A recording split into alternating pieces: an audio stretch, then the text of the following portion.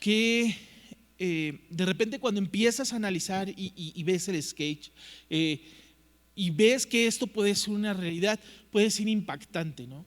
Porque a lo mejor de repente tú dices, ay, bueno, es una dramatización, pero llevémoslo a nuestras vidas diarias, llevémoslo a lo que todos los días vivimos con todas las personas que compartimos, con aquellas que no conocen de Dios, con las mismas que conocen de Dios. Estamos viviendo tiempos difíciles, tiempos de guerra, tiempos de situaciones que salen de nuestro control.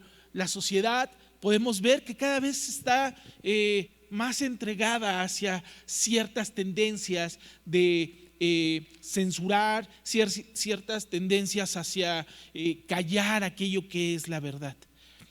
Pero hay una palabra que viene en la Biblia que es con la que yo quiero empezar y quiero que me acompañes a Eclesiastés 3, del 1 al 9, por favor.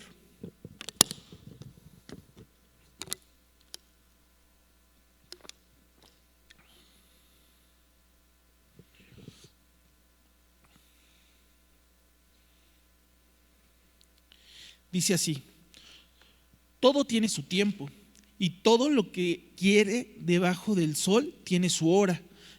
Hay tiempo de nacer y tiempo de morir, tiempo de plantar y tiempo de arrancar lo plantado.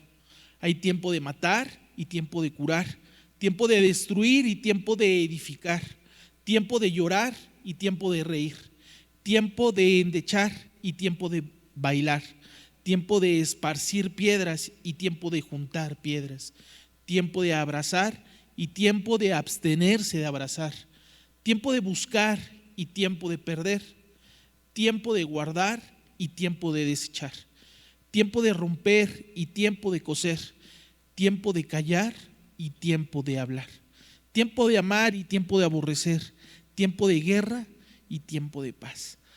Para todo hay un tiempo. Considero que este versículo es uno de los que la mayoría conocemos o hemos escuchado alguna vez, que para todo existe un tiempo. Hemos escuchado que hay tiempo para plantar, hay tiempo para arrancar, hay un tiempo para hablar y un tiempo para callar.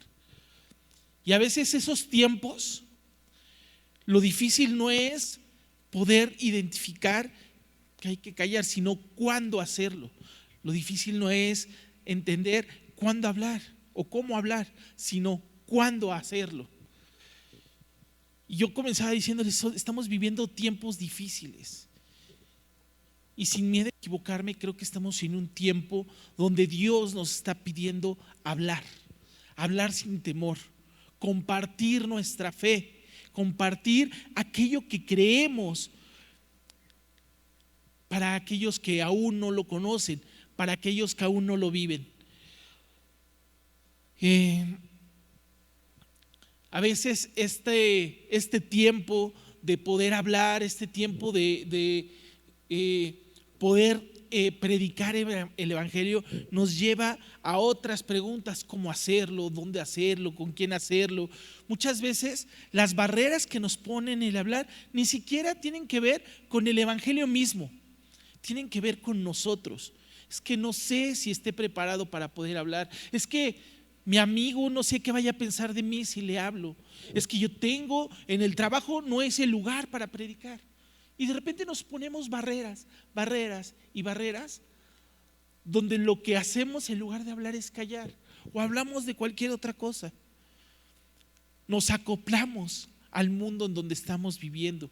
No, en el trabajo no, porque no es un lugar para poder predicar el evangelio. No, en el metro yo voy muy cansado, en el transporte público voy muy cansado, y ahí, pues, ¿cómo le voy a ir hablando a la gente, no? Y siempre tenemos un pretexto. Y ¿saben qué? Hubo un hombre en la Biblia que también tenía un pretexto para todo.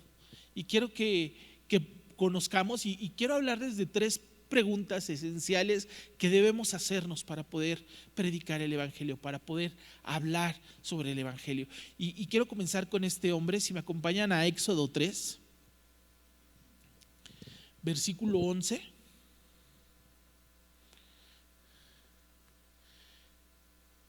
Dice así: entonces Moisés respondió a Dios: ¿quién soy yo para que vaya a Faraón y saque de Egipto a los hijos de Israel? Y él le respondió: ve, porque yo estaré contigo, y esto te será por señal de que yo te he enviado. Cuando hayas sacado de Egipto al pueblo, serviréis a Dios sobre este monte. Dijo Moisés a Dios: he aquí que yo llego a los hijos de Israel y les digo: el Dios de vuestros padres me ha enviado a vosotros. Si ellos me preguntaren: ¿cuál es su nombre?, ¿qué les responderé? Y respondió Dios a Moisés: yo soy el que soy. Entonces Moisés respondió diciendo: he aquí que ellos no me creerán ni oirán mi voz, porque dirán: no te ha aparecido Jehová. Y Jehová dijo: ¿qué es eso que tienes en tu mano? Y él le respondió: una vara. Y él le dijo: échala en la tierra. Y él la echó en la tierra, y se hizo una culebra, y Moisés huía de ella. Entonces dijo Jehová a Moisés: extiende tu mano y tómala por la cola. Y él extendió su mano y la tomó, y se volvió vara en su mano. Por esto creerán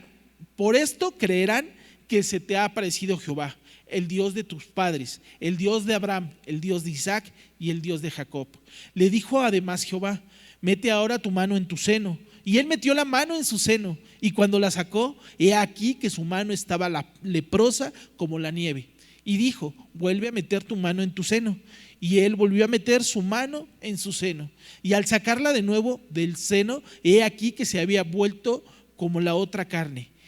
Si aconteciere que no te creyeren ni obedecieren a la voz de la primera señal, creerán a la voz de la postrera. Y si aún no creyeren a estas dos señales ni oyeren tu voz, tomarás de las aguas del río y las derramarás en tierra, y se cambiarán a aquellas aguas que tomarás del río y se harán sangre en la tierra. Entonces dijo Moisés a Jehová: ay, Señor, nunca he sido hombre fácil de palabra, ni antes ni desde que tú hablas a tu siervo, porque soy tardo en el habla y torpe en la lengua. Y Jehová le respondió: ¿quién dio la boca al hombre? ¿O quién hizo al mudo y al sordo y al que ve y al ciego? ¿No soy yo Jehová? Ahora pues ve, y yo estaré con tu boca y te enseñaré lo que hayas de hablar. Pareciera que con todo esto ya era demasiado, ¿no?, que un hombre pudiera seguir poniendo excusas. Pero resulta que dice: ay, Señor, envía, te ruego, por medio del que debes enviar.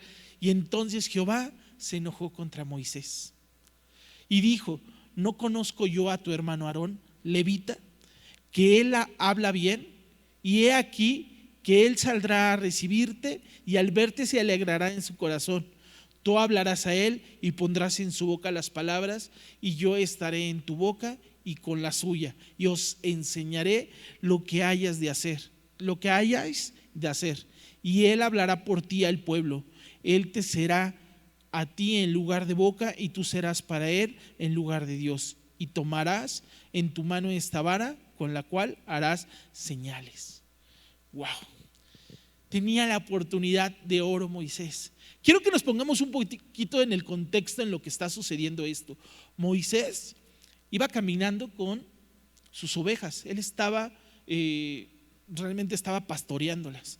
De repente, a lo lejos, ve una zarza, un árbol grande, prenderse en fuego, y se acerca porque ve algo raro. Esa zarza, a pesar de estar en fuego, no se estaba consumiendo, sino que continuaba solamente prendida en fuego. Ya desde ahí uno diría: wow, ¿qué está sucediendo aquí? Tal vez es un golpe de calor, no sé, empieza a haber algo extraño en esto. Y se acerca, y una voz audible le dice: ¿sabes qué? Estás en tierra santa, quítate las sandalias. Y se presenta como Dios.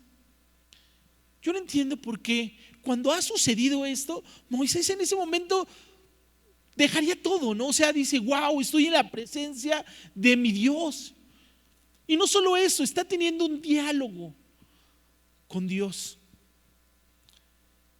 Pero a veces esta incredulidad a pesar de ver este tipo de milagros, a pesar de ver esto que nadie en la vida lo había preparado, a pesar de estar observando esta situación tan atípica, no la cree.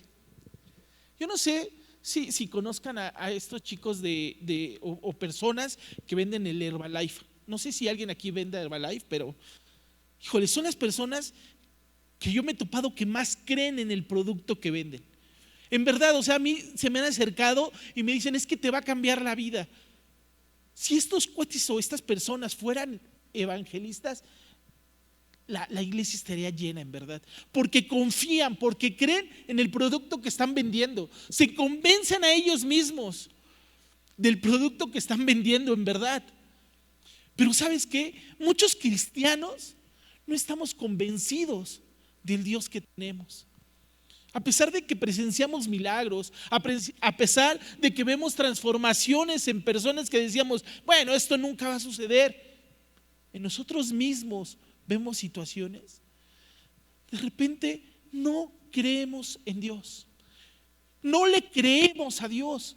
Y entonces esa es la primera pregunta que debes de hacerte: ¿en qué estoy creyendo?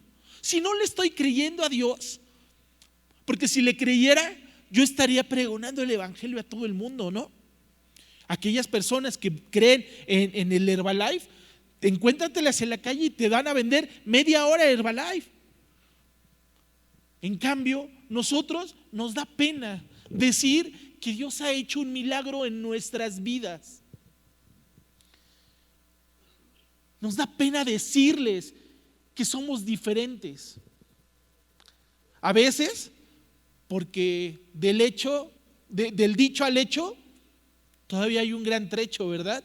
No demostramos esa diferencia. Pero otras veces, porque creemos que nuestra reputación puede ser dañada al decir, yo soy cristiano y yo creo en Cristo y Cristo te puede salvar. A veces no creemos que Cristo pueda salvar a aquella persona a la que le está predicando y por eso mejor no le predicamos. Pero el chiste es que nos quedamos callados porque no creemos en la realidad, en aquel Dios que nos ha salvado. A veces esa es la primera pregunta que nos tenemos que hacer: ¿en qué estoy creyendo? Una vez que tú te preguntes esto y que veas de dónde proviene el que estés callado tanto tiempo, el que no estés demostrando el ser un hijo de Dios, una hija de Dios, el que en tu vida no estés siendo reflejo que Dios esté, quiero que vayas a otra pregunta más. Acompáñame por favor a Daniel 6:16. Daniel 6, versículo 16.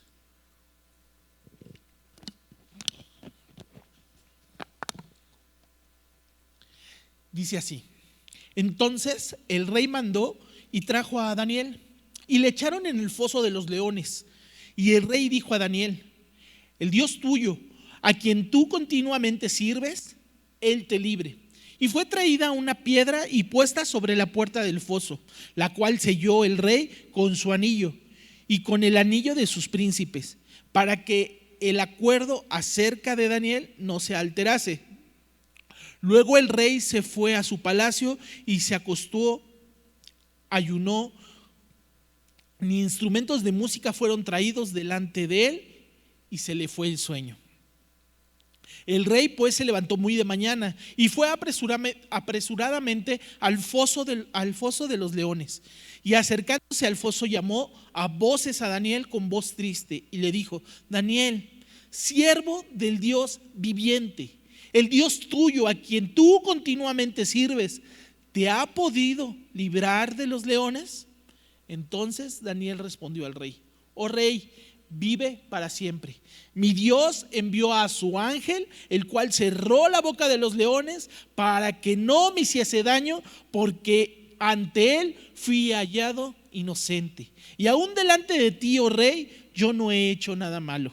Entonces se alegró el rey en gran manera a causa de él, y mandó sacar a Daniel del foso. Y fue Daniel sacado de ese foso, y ninguna lesión se halló en él, porque había confiado en su Dios.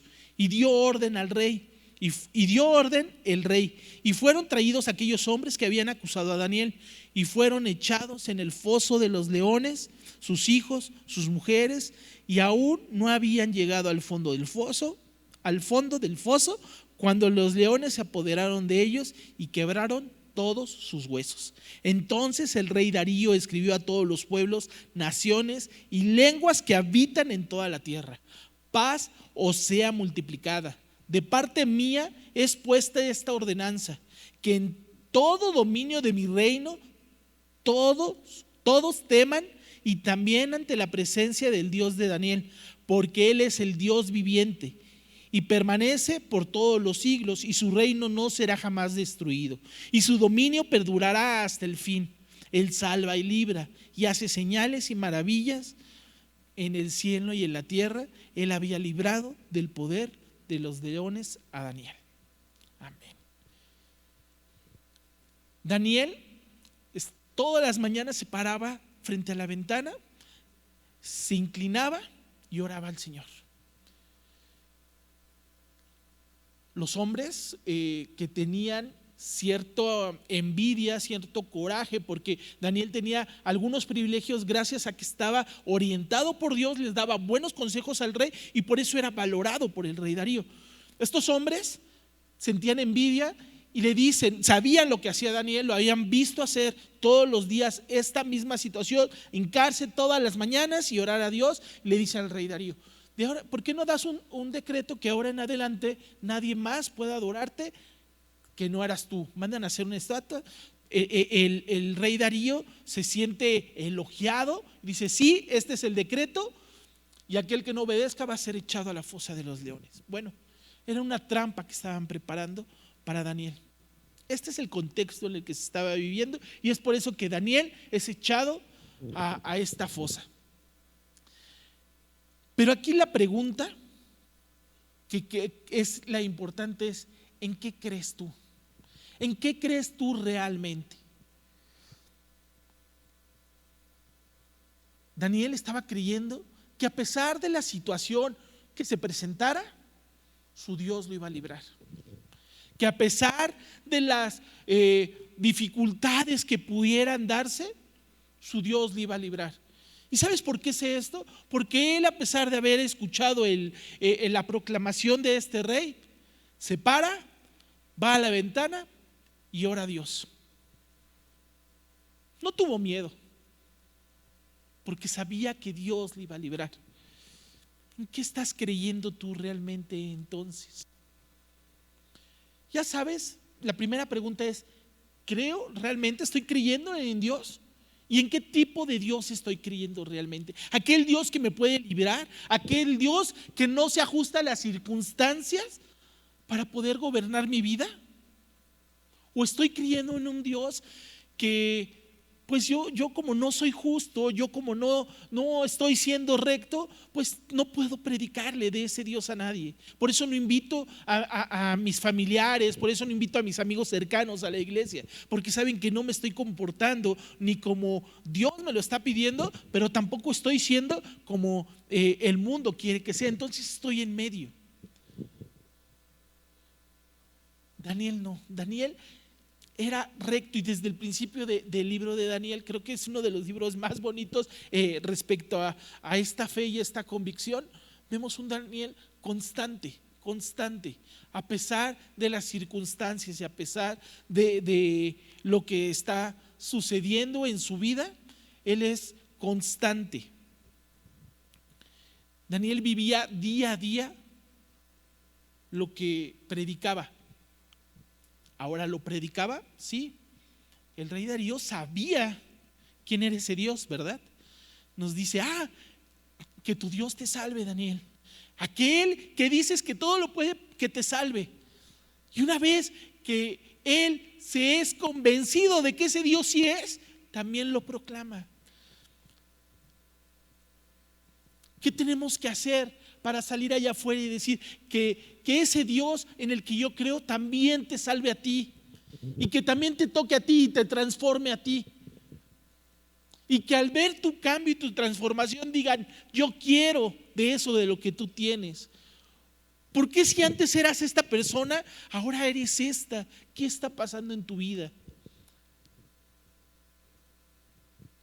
Y la tercera pregunta viene con algo todavía, creo yo, que es más interesante o más fuerte. Por favor, acompáñenme a Romanos 16.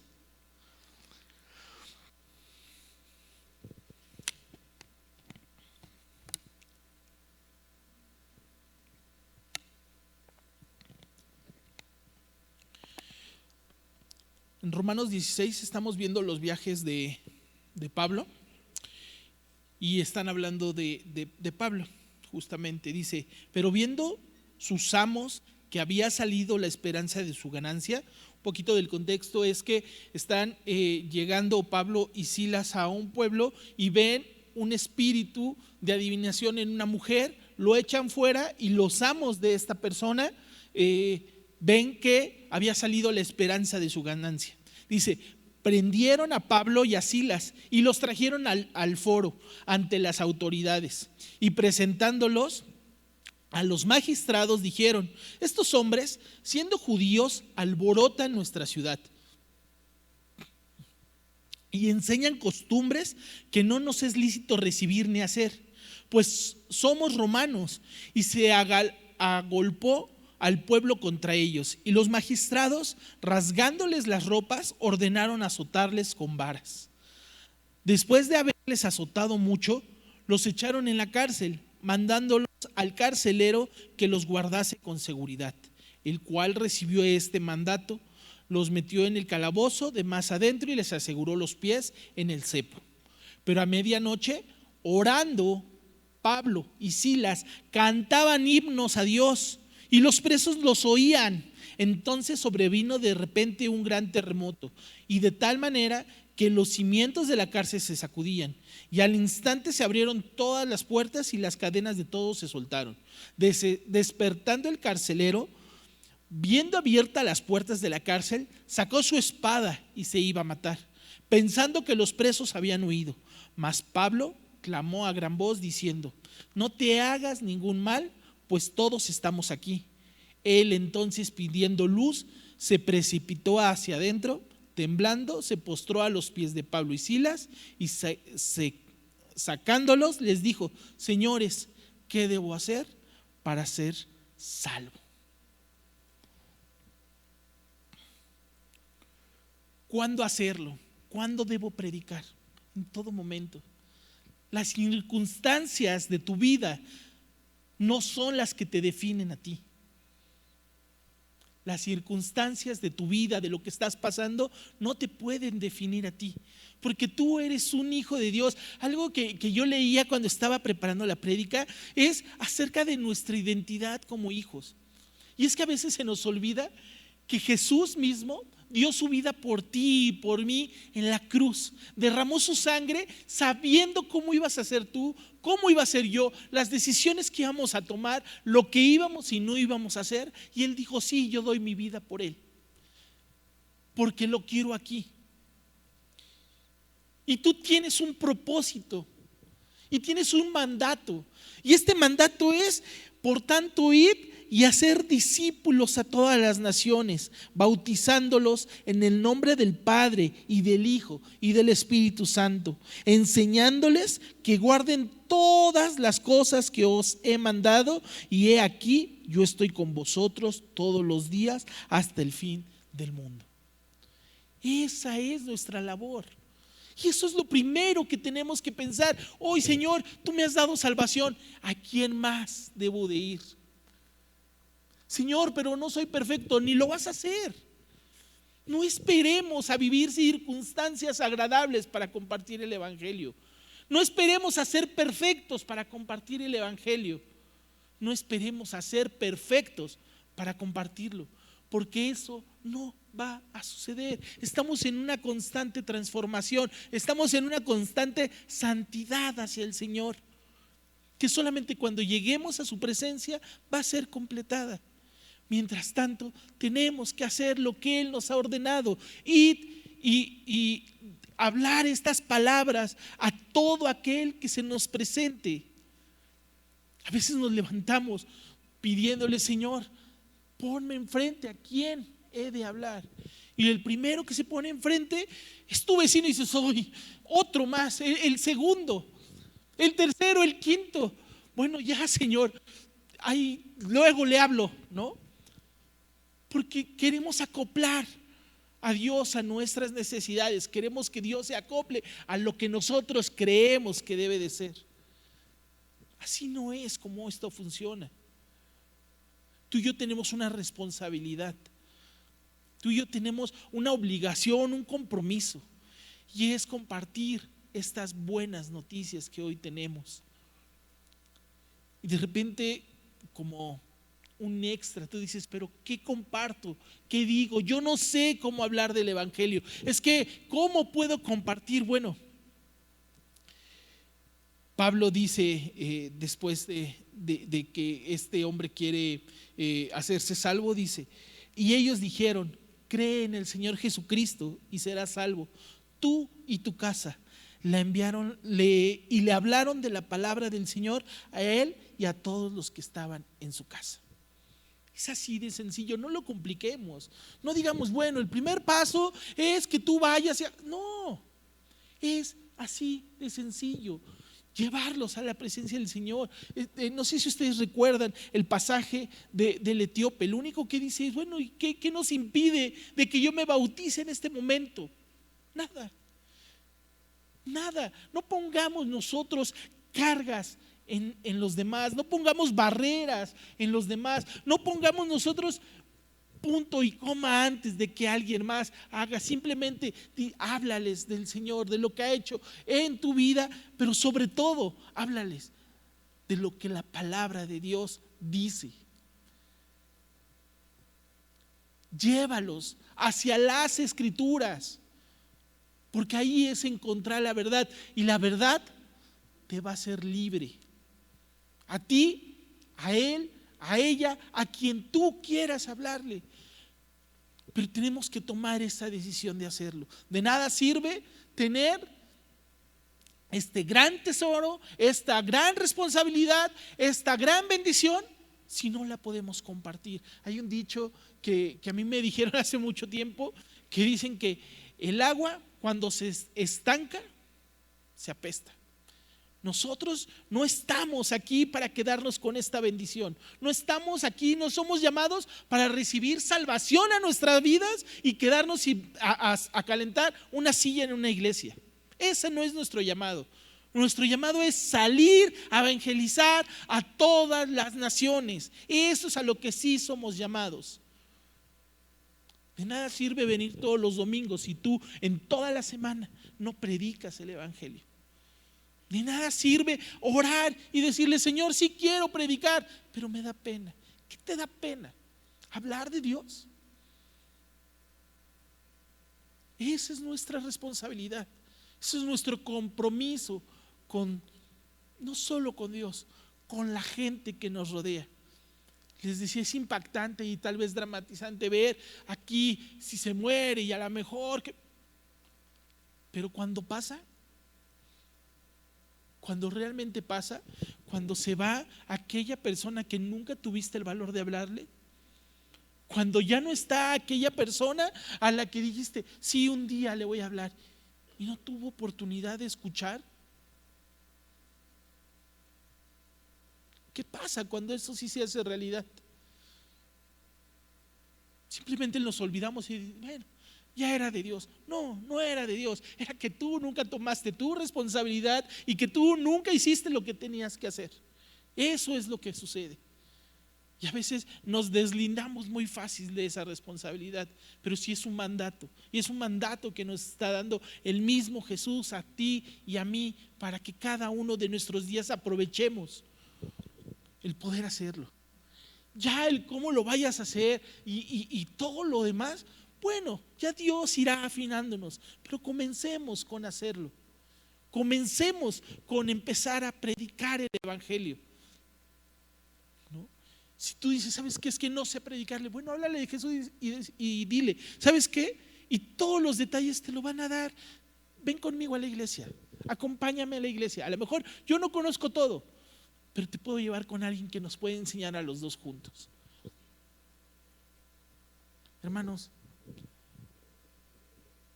a veces sentimos ese llamado de Dios, a veces estamos comprometidos con lo que Dios ha hecho en nuestra vida, pero nos los quedamos en las manos. Hoy tú estás aquí por una razón.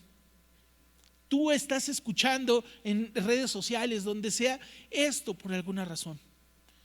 A lo mejor tú tienes en mente una persona a cual tú ya estés pensando, a ella es la que, y sí, me cae bien mal, pero a ella necesito hablarle de Dios, y ella necesito, porque está bien amargado o porque está bien amargada, y necesito decirle lo mucho que Dios ama. Yo te quiero pedir en este momento que te pongas de pie. Que te pongas de pie ahí donde estás y empieces a pensar en esa persona que tú ya tienes en la mente. Si no es una, si son 3, 5 personas, mejor aún. Pero piensa en esas personas a las que tú ya tienes en la mente y que has dicho, no, por algo no he podido predicarles. Y vamos a ponerlo en manos de Dios. Y que Él sea quien nos guía a poder hablarles, porque esa es nuestra responsabilidad. Señor, te doy gracias. Gracias porque abres nuestros ojos espirituales de saber a qué nos has mandado y que también tenemos, Señor, un propósito principal. Señor, tú sabes que hay veces que me he quedado callado por pena, Señor, por no saber qué decir, por no saber cómo abordar la situación.